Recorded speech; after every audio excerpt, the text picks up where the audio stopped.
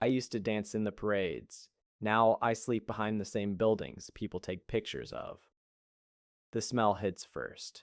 Sweet alcohol drifting from Bourbon Street, then something heavier. Rotting trash.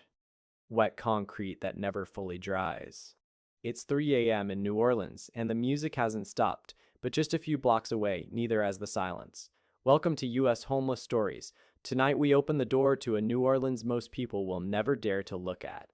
Neon lights flicker across puddles. Footsteps echo past people curled beneath thin blankets. A man coughs into the night air. A woman whispers to herself, rocking gently beside a closed storefront. This is a world hidden in plain sight. Celebrated above, breaking underneath. The 2025 point-in-time count from the city of New Orleans recorded over 1,300 people experiencing homelessness on a single night. But behind every number is a face. A history. A name the data never bothered to record. These are not statistics. These are lives paused mid-sentence. Stay with this story until the end, because what you're about to see is not just hardship. It's a mirror held up to all of us. A plastic bag rustles in the wind. Someone shares a cigarette. Someone else shares a blanket. Small acts of humanity survive where systems have not. The line between stability and the street is thinner than most people imagine. A lost job. A broken relationship. A medical bill too high to pay. Sometimes that's all it takes. If your city looked like this tomorrow, what would you do? If this story moves you, subscribe to US Homeless Stories so we can keep giving voice to those who deserve to be heard. But what's driving this crisis beneath the surface? The substance quietly reshaping bodies and minds is something even harder to look at. And it's next. In the shadows behind the music, a quieter collapse is unfolding. Outreach workers describe it in low voices. Fentanyl. And increasingly, something mixed into it, xylazine, a veterinary sedative not meant for humans. It doesn't just numb pain, it erases it. Xylazine slows breathing, drops blood pressure, and at the injection site, it begins to kill tissue. Slowly, quietly. Flesh decays while the person feels almost nothing because the drug has already stolen the body's ability to feel. Paramedics here call it the flesh-eating silence. The Louisiana Department of Health reported in 2024 that over 70% of overdose deaths involved fentanyl. But behind every number is a face, a history, a name the data never bothered to record. Narcan can reverse fentanyl, but not xylazine. First responders revive someone only to watch them remain trapped in a deeper sedation, drifting somewhere unreachable. You see it on the sidewalks. People standing still for long stretches, frozen mid-motion, what some call the zombie effect. But that word misses the truth. These are human beings, enduring something their bodies were never designed to survive. A man wraps his arm with a piece of cloth. Someone else hands him water. Not to fix it, just to get through another hour. The line between stability and the street is thinner than most people imagine. A lost job, a broken relationship, a medical bill too high to pay. Sometimes that's all it takes. If someone you love slipped into this world, how far would you go to pull them back? Like this video and share it. These voices deserve to reach more people. But the drugs are only one layer. The deeper story is written in the lives that came before the streets, and those stories are next. A former mechanic sits on a curb, tracing lines in the dirt with his finger. He once fixed engines, kept families moving. Now he keeps track of time by the shadows on the wall. A woman who once handled office paperwork folds a blanket with precision. Even here, she holds on to routine, order in a place designed to erase it. Another man hums jazz softly to himself. He used to play in bars just a few blocks away. Now he listens from outside. The Unity of Greater New Orleans Continuum of Care reported in 2025 that nearly 60% of people experiencing homelessness here had stable housing within the past 2 years. But behind every number is a face, a history, a name the data never bothered to record. These are not strangers. These were neighbors, workers, parents, people who laughed at dinner tables, people who paid rent, until something shifted, a missed paycheck, a hospital visit, rent rising faster than wages, then the slide, then the fall. And yet even here, humanity persists. A woman braids another woman's hair under a streetlight. Someone shares food from a foam container. A man offers his spot under a small awning to someone older. Quiet defiance. Thread by thread, the line between stability and the street is thinner than most people imagine. A lost job, a broken relationship, a medical bill, too high to pay. Sometimes that's all it takes. Have you ever driven past someone on a corner and wondered how they got there? If you believe these stories deserve to be told, don't leave without subscribing. But these stories didn't begin here.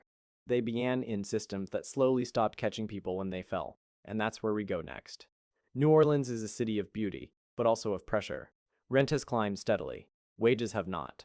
The 2025 data from the U.S. Department of Housing and Urban Development shows that over 50% of renters in New Orleans are cost-burdened, spending more than 30% of their income on housing. But behind every number is a face, a history, a name the data never bothered to record. Eviction filings returned after pandemic protections ended. Assistance programs slowed. Waiting lists grew longer. Gentrification reshaped neighborhoods. Homes became investments. Prices climbed. People were priced out, displaced, scattered. It's not always about bad choices. Sometimes it's about systems that give no second chances. Mental health struggles often come after the loss, not before. Addiction follows displacement, not always the other way around. But once it begins, it tightens its grip.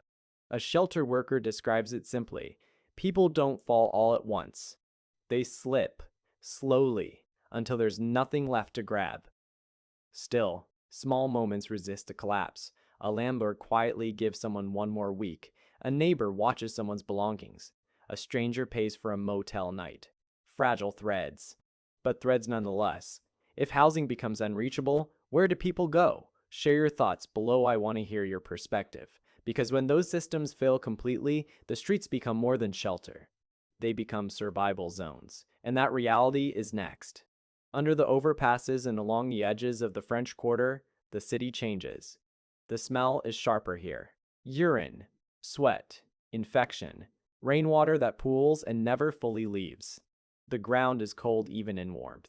The Orleans Parish Health Department reported rising cases of untreated infections among unsheltered individuals in 2024, including skin ulcers linked to xylazine exposure.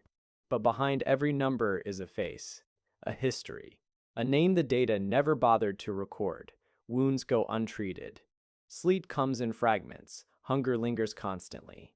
A man wraps his foot in plastic to keep it dry. A woman talks through the night because silence feels heavier. Someone counts coins. Someone counts breaths. This is what endurance looks like when the world looks away. Block by block, the city reveals itself differently. Bright balconies above. Survival below. And yet, even here, someone laughs. A real laugh. Brief, but real. A volunteer hands out clean socks. Someone says thank you. Eye contact. Recognition. Still human. Still breathing. The line between stability and the street is thinner than most people imagine. A lost job. A broken relationship. A medical bill too high to pay. Sometimes that's all it takes. What part of this reality would break you first? Drop a comment below. What part of this story hit you hardest? Because when help arrives, it doesn't always land where it's needed most. And that gap is where we go next. On paper, there is progress. The city launched initiatives. Funding increased. Plans were announced. The New Orleans Built for Zero initiative and related housing programs received tens of millions in funding, including federal HUD allocations exceeding $40 million in recent years. But behind every number is a face, a history. A name the data never bothered to record. Officials speak about units created, beds added, progress measured. But on the ground, outreach workers describe a different reality. Shelters are full. Wait lists stretch for months. Treatment programs exist, but access remains limited. A man signs up for help, waits weeks, then disappears from the list. Not because he didn't care, but because survival doesn't pause for paperwork. Progress is a word that feels distant here. Still, individuals keep trying. A caseworker remembers someone's name, calls them back, shows up again the next day. Small acts inside large systems. How do you measure success when the streets still look like this? How do you feel when you see governments spend millions but change so little on the ground? Tell me below. Because even in this gap, There are people who refuse to stop showing up, and that's where the story begins to change. Not everyone walks away. Organizations like Unity of Greater New Orleans, Ozanam Inn, and Covenant House New Orleans show up daily, quietly, consistently. They don't fix everything, but they refuse to disappear. A volunteer kneels to speak at eye level, not above, not past, with. A man enters recovery. Slowly, one day at a time, he relapses, then returns, still trying. The Unity Continuum of Care reported that permanent supportive housing placements have increased year over year, even as the crisis grows. But behind every number is a face, a history, a name the data never bothered to record. Hope here isn't loud.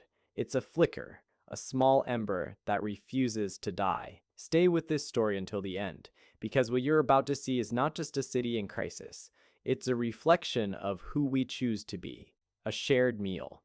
A name remembered. Someone showing up again tomorrow. If these stories move you, be part of the change. Subscribe to US Homeless Stories. Because when you leave this place, something stays with you. And that's where this story ends. I remember the drive out of the city. The music faded first, then the lights, then the voices, but the feeling stayed, the weight of it. The understanding that the difference between me and the people I met isn't strength or intelligence. It's circumstance. The line between stability and the street is thinner than most people imagine. A lost job, a broken relationship, a medical bill too high to pay. Sometimes that's all it takes. The 2025 point time count still shows over 1,000 people without stable shelter in this city. But behind every number is a face, a history, a name the data never bothered to record. And I can still see them, still hear them, still feel the quiet resilience in the way they endure. If this story stayed with you, don't let it end here. Like this video so more people see it. Share it so these voices travel further than the streets they're confined to. Comment your thoughts, because awareness begins with conversation. And subscribe to US Homeless Stories so we can keep witnessing together, not as spectators, but as people who care. Say a quiet prayer tonight for those sleeping outside, for those still searching, for those still breathing through it all. May they find safety. May they find rest. May they find someone who doesn't look away.